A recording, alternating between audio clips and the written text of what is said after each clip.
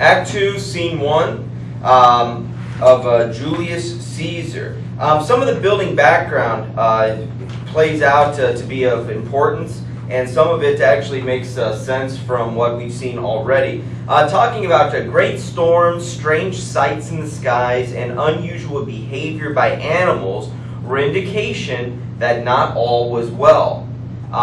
We saw that with the people's arms on fire and the lion walking in the streets, and just the storm that was there. I think it was just last scene with Cassius and with Casca when they're meeting in the street in their last real planning session before they go and attempt to recruit Brutus one last time. And in fact, going on, it talks about that Caesar, as well as other people, they would perform sacrifices. And you may have seen this in movies before. And they would have certain holy people perform these sacrifices, and based on whatever they see or don't see, they were able to translate that or correlate that to whether they should do something or not do something, whether what they're doing is right or what they're doing is wrong. And that will play out here in a little bit when we see Caesar ultimately deciding whether he should leave the house this morning or whether he should stay. And he has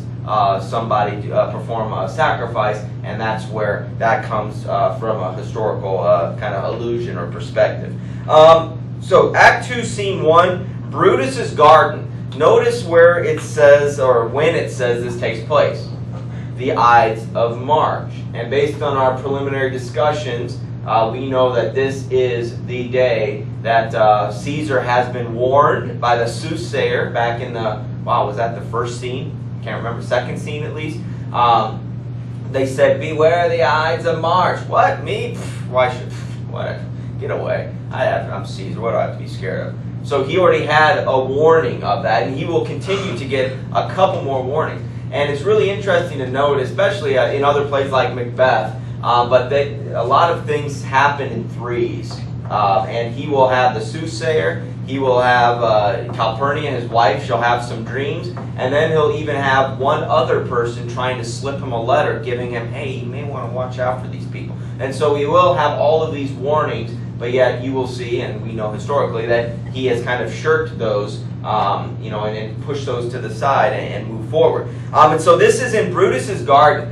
We start off with him giving this soliloquy at the beginning of the scene, and where he really goes into detail about should I or shouldn't I go through with this deal. Because remember, the thing to remember with Brutus, he's the main character. It's not Caesar. The protagonist is Marcus Brutus, and he is the main character for a lot of reasons, one of which is we really see what makes him tick, what he thinks. Before he does an action, he thinks. There's this process. And we heard earlier that he loves Rome so much, and he loves Caesar. He likes Caesar a lot, but he loves Rome more. And that's something that will be played from time to time throughout this play, is that I love Caesar, but I love Rome more than anything, and I will do whatever.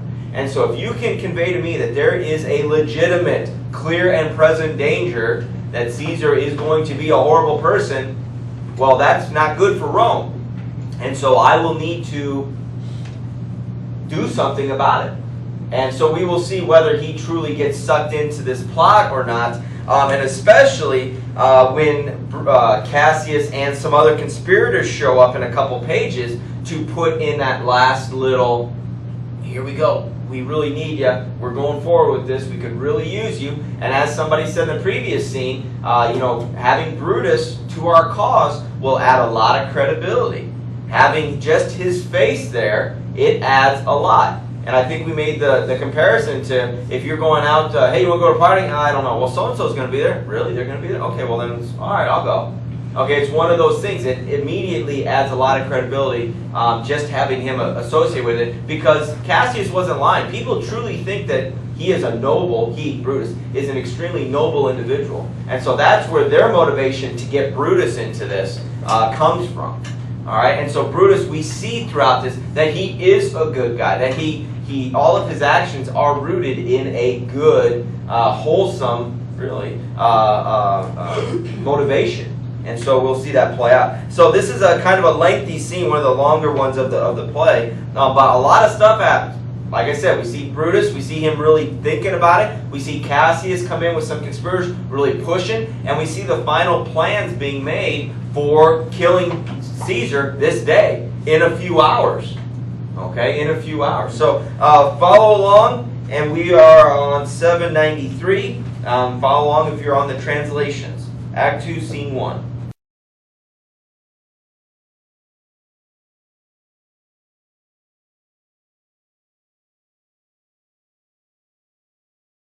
Okay, Act 2, Scene 1. We see it's at Brutus's garden, and as we said before we listened, it's called the Ides of March, so it's the particular day that they are going to kill Caesar. But at this point, Brutus, up to now, he hasn't fully committed to it. We find out at the end, when he's talking to Portia, that he has been really struggling, can't sleep at night, gets up from dinner and just walks away. She tries to help him, and he just blows her off. And so this has been on his mind for a long time, and he's finally decided to act upon it. So if you look at line 10, Lucius, his servant, has finally left, and he says, "It must be by his death, and for my part, I know no personal cause to spurn at him, but for the general." So if you're looking at footnotes, there's no reason for me to strike out at him except for the common good of the populace of Rome. He would be crowned. How that might change his nature, there's the question. So he is worried about if he's crowned. He's not so much worried about what's happening right now, but you give him this ultimate power. And remember, Marc Anthony offered the crown to him 3 times, and he rejected it. So again, the repetition of 3. But if he were to accept it, what would happen? What would Caesar do and be like? And he gives this big description that, especially on line 24, talking about someone climbing a ladder. And Caesar is of the person that he thinks that if he climbs the ladder, when he reaches the top rung, he doesn't look down at everything that he's climbed over and he's done to get there. He just, I'm at the top. And I distance myself from everyone else. And he's worried that that's going to be Caesar. So it's very important that you understand the motivation of Brutus, that he does this for the greater good of Rome and for fear of what Caesar would be if he had the ultimate power.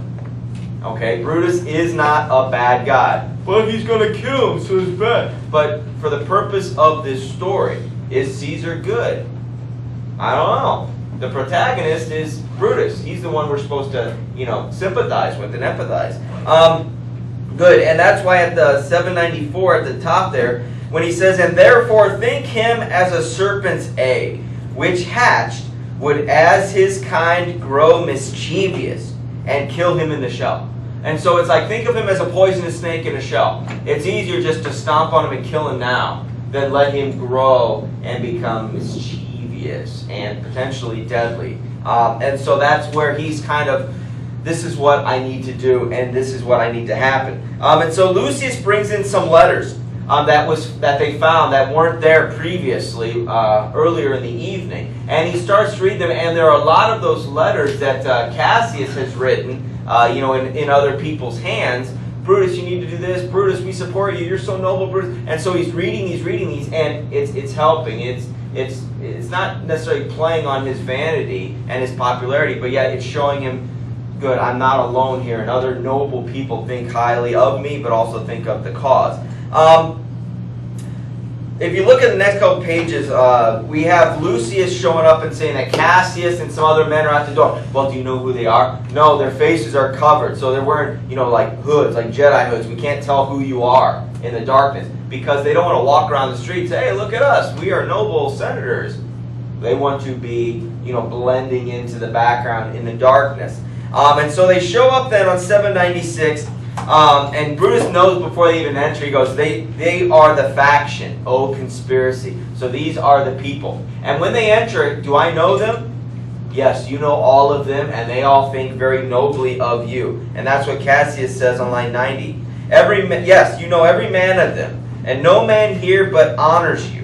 And every one doth wish you had that opinion of yourself, which every noble Roman bears of you. So in essence, echoing what all of those letters have said, and really what Cassius has said throughout this whole play thus far. And the time frame, I think it said we've been roughly a month that's transpired so far. And so Cassius has been saying all this, and now here are people that you are going to meet for the first time that are in the conspiracy, that truly think highly of you and wish that you had the same feelings about yourself that they have of you.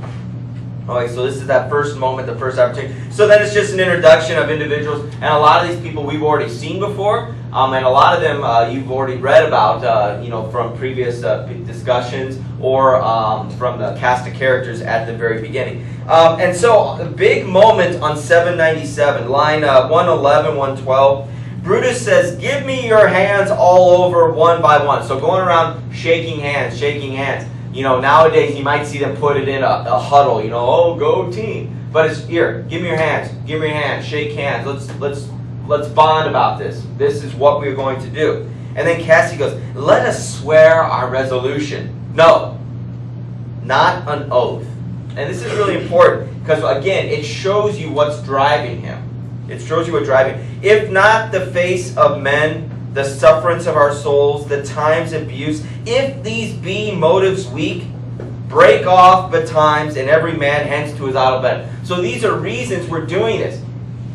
Okay, and if those aren't strong enough for our conviction, then let's just go to bed. Let's just end this now. We don't need to make an oath. This is our duty as Roman citizens and senators, congressmen. We need to do this. If you don't think that these are viable problems, then we need to go and to bed and just end this. And he goes into great detail in this big monologue in expressing the motivation and what needs to happen. The next couple lines are really interesting. Cassius says, "But what of Cicero? Should we sound him? I think he will stand very strong with us. Yes, let us not leave him out. No, by no means. Metellus, oh, let us have him, for his silver hairs will purchase us a good opinion and buy men's voice." And so just like Brutus's presence gives him credibility, you bring in this older man with the silver hair, and he will add his age to this, give them some more credibility. But look at Brutus again. He goes, "Name him not. Let us not break with him, for he will never follow anything that other men begin." So he kind of sees him as a person who only does stuff that he starts. He's not so much a follower. We don't need him. Decius, "Shall no man else be touched but only Caesar?" Here's where we find Cassius. Remember, Cassius is kind of that villain, the dark one. Well urged, Decius. "I think it is not meet Marc Anthony, so well beloved of Caesar, should outlive Caesar. We shall find him a shrewd contriver, and you know his means, abilities. If he improves them," so if he uses them fully, if he grows with them, "he may stretch so far as to annoy us all, which to prevent, let Antony and Caesar fall together." So, I think we should kill Marc Anthony too. Here's where we need to figure things out, and we see Brutus for Brutus' sake. They are killing one man, Caesar, because they are worried about Rome, and they are worried about what their society will look like. Now, if we start killing other people because we're scared or worried, it weakens that first dagger thrust. Marc Anthony isn't going to assume power and do all these things, and that the only reason we're killing Caesar is because we're worried of what he can do. In power. Marc Anthony doesn't have power. He's just the right-hand man of Caesar and loyal. So Brutus says, "Of course, our course will seem too bloody, Caius Cassius, to cut the head off and then hack the limbs, like wrath in death and envy afterwards. For Antony is but a limb of Caesar.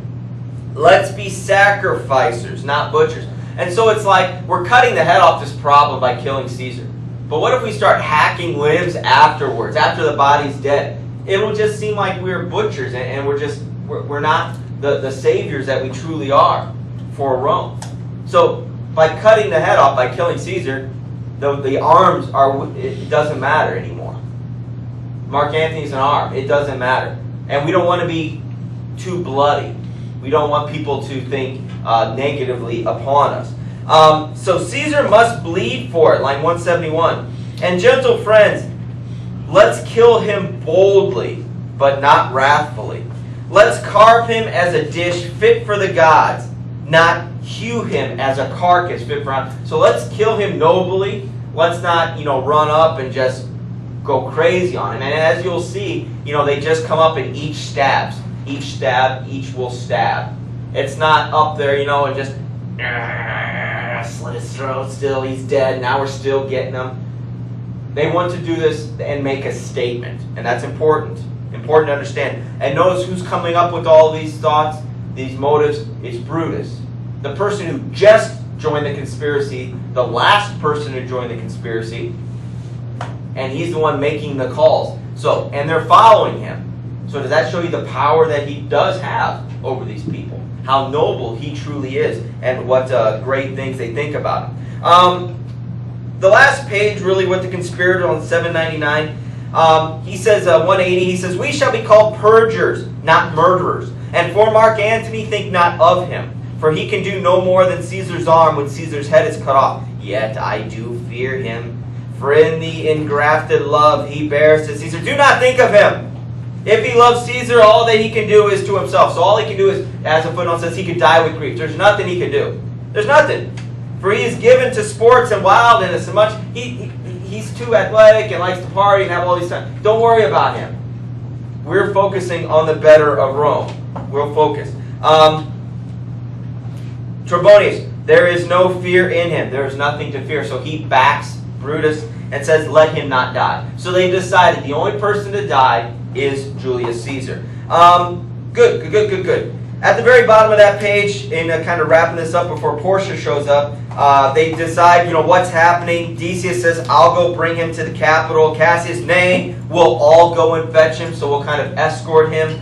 And there is a moment that they say that Caesar is usually very superstitious, and we talked about that before this scene, in that, he may not show up.